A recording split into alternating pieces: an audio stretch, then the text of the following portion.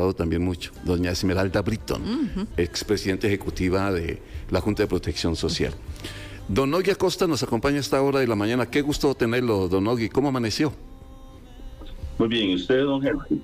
Un saludo también a Lorena, que están ustedes ahí ya desde buena mañana, informando a los costarricenses. Sí, y tomando cafecito, que es lo mejor de todo. Sí. Es lo mejor de todo. Bueno, Nogui, ¿cómo va? ¿Cómo va? ¿Ya arrancó? ¿Ya oficial su nombre? Esto, pues obviamente decir que arranca la campaña no, porque ustedes pues han tenido actividad todos estos días, ¿verdad? ¿Cómo va todo? Bien, decirle dos cosas, que ayer se vivió un proceso democrático de elección de candidatos a diputados en el partido Pueblo Soberano, y yo creo que es un poco el inicio de lo que va a ser una campaña marcada por algo que es bien importante, y es darle continuidad a una propuesta de desarrollo de parte del gobierno, del próximo gobierno, en donde esperamos consolidar muchas de las cosas que se han hecho durante estos años. Creo que es una muy buena oportunidad para consolidar un partido político que refleje estos ideales. Claro, ahora, digamos, el reto, pues uno lo conoce a usted como el economista que es y obviamente la persona que el país conoció como ministro de Hacienda. Yo supongo que mucho de eso es su tarea al llegar a la Asamblea Legislativa en caso de que gane esa diputación. El primer reto, entonces, ¿cuál va a ser, don Nogui? Yo creo que el reto más importante es, y no solamente es mío, creo que es de todos los que sean electos diputados, es darle una nueva cara a la Asamblea Legislativa. Creo que a lo largo de los años hemos tenido un proceso de descrédito de parte de la Asamblea Legislativa, me parece por tres temas fundamentales. El primero es que la Asamblea dura muchísimo tiempo en resolver. Número dos, es poco transparente frente a los costarricenses en relación con los procesos de toma de decisiones. Y el último que creo, y que ahí yo trataría de crear algún tipo de alianza con todos los diputados, es del mismo costo de la Asamblea Legislativa. Yo creo que esos tres temas son fundamentales para que los costarricenses vuelvan a creer en el primer poder de la República y un poco sentirse identificados y entender que la Asamblea resuelve problemas. La inmediatez de hoy nos obliga a tener una visión mucho más clara en relación con cómo podemos darle respuesta a los costarricenses. Don Nogui Acosta, que ahora lo vemos en vestimenta un poquito más casual, Yo ¿verdad? Antes sí. Lo veíamos desde tempranito con saco, con la camisa formal, y además, pues muy representativo del partido también, una camiseta tipo polo, don Nogui, en celeste, así que ya usted va haciendo trabajo por ahí de posicionamiento de marca. Ah, sí, señora, ese lenguaje también vende. Ah, sí. Muchas gracias. Bueno, ahí lo que sí es cierto es que está uno un poquito más relajado. Claro. La verdad, uno no se desliga porque termina leyendo todas las noticias, claro, y viendo todas las informaciones en relación con el comportamiento del tema fiscal, pero lo que sí es cierto, y voy a decirles que creo que este país necesita, es llevar esa urgencia a la Asamblea Legislativa. Uno de los temas más importantes que tuvimos durante estos 3 años y un poco más que estuve en el Ministerio de Hacienda fue saber que las calificadoras de riesgo no nos dan a nosotros grado de inversión. Hoy por hoy seríamos grado de inversión si no fuera porque las calificadoras no creen que en este país se puedan resolver las cosas en la Asamblea Legislativa con la oportunidad y con la profundidad o rapidez que se requiere.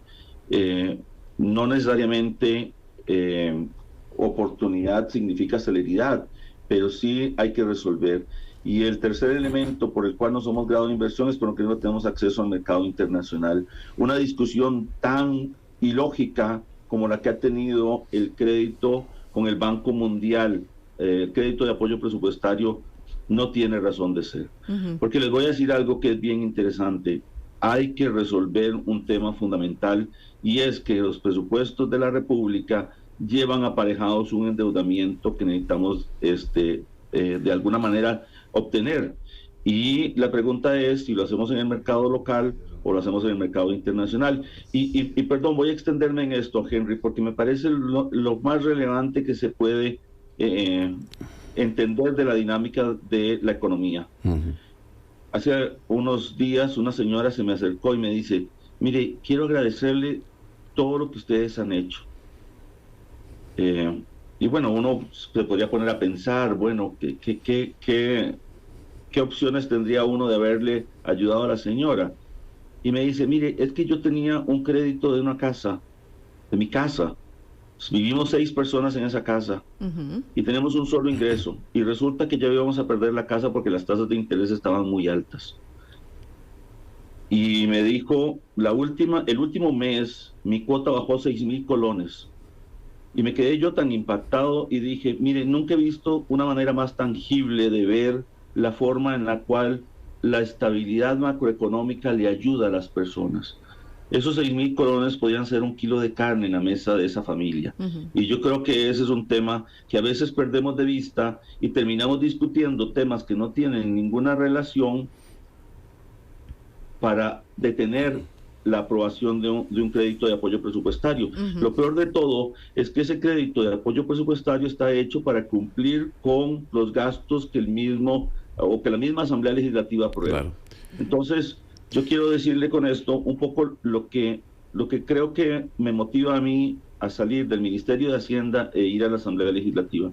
Este país no se merece seguir siendo un país especulativo cuando ya todas las condiciones están para ser un país con grado de inversión. Y eso significa tasas de interés más baratas, mejora en la opción de financiamiento para el ICE, para el AIA, para los bancos públicos, para muchas instituciones e incluso de estabilidad para la inversión extranjera directa que hoy requiere tantísimo el país.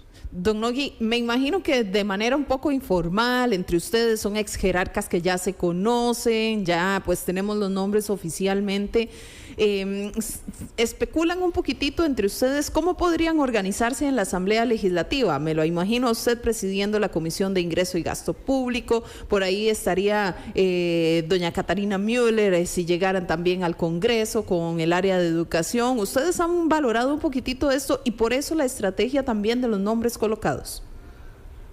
A ver, creo que nosotros tenemos 2 momentos previos a esa decisión. Número 1, organizarnos para poder colaborar en la campaña, porque, a ver, hoy somos candidatos a diputados por un partido. Tenemos que ir a las elecciones y después de ir a las elecciones, cuando resulten electos, seamos nosotros, sean otros de otros partidos políticos, vamos a tener que tener una conversación para coordinar las acciones en la Asamblea Legislativa. Nosotros aspiramos a tener una fracción grande, 40 diputados, lo hemos dicho de manera reiterada, para poder llegar y tener un poquito más de capacidad de gestión en la Asamblea de cara a las transformaciones estructurales que el país requiere. Hasta que estemos ya nombrados después del 1 de febrero, nos dedicaremos a esa organización. Claro, don Nogui, tengo una duda. ¿Cómo fue la escogencia de los candidatos entonces? ¿Cómo usted quedó encabezando, abajo quedó Brunner, etcétera? ¿Cómo fue ese proceso? A ver, me parece que hay un tema importante, hubo una elección en donde hay primero una discusión interna a nivel de cada uno de los asambleístas de las provincias para poder ir identificando los mejores puestos. Es una confluencia de corrientes políticas. No solamente están los representantes de Pueblo Soberano, también hay representantes de la coalición o de los partidos que se acercaron a formar esta coalición y algunos de gobierno que también nos sumamos a Pueblo Soberano para poder establecer esas nóminas que fueron sometidas a votación en la Asamblea. Pero se votó como usted pone su nombre y los demás asambleístas dicen, ¿me gusta alguien encabezando la lista? ¿O usted escogió San José? Hicimos una especie de papeleta Sí. Primero como una conformación de voluntades de todos los que estaban ahí, y se vota por la papeleta completa. Si hay algún disenso en algún puesto de la provincia que se fue sometida a la asamblea, se llega a una votación, y eso fue lo que ocurrió en cada uno de las elecciones de las provincias. Porque recuerda, no sé si era don Juan Manuel Quesada el que nos había dicho en su momento que él iba a esperar incluso a ver en cuál provincia era que lo podían colocar. No recuerdo si fue don Juan Manuel Quesada, pero sí hubo uno de los ex jerarcas que nos mencionó eso también. ¿Cómo funcionaba en este caso con la designación de provincias? A ver, nuevamente te digo, en la provincia se llega a un convencimiento de plantear una papeleta, y esa es la papeleta que se somete a la asamblea. Entonces, a ver, hoy, digamos, cada una de las personas puede aspirar dependiendo del lugar en donde está o donde vota, y a partir de ahí se hacía esa escogencia. Por ejemplo, yo soy de Guanacaste, a pesar de tener cédula 1, y voy por San José porque tengo muchos años de vivir aquí en San José. Bueno, Nogui, pues el reto para ustedes es muy grande.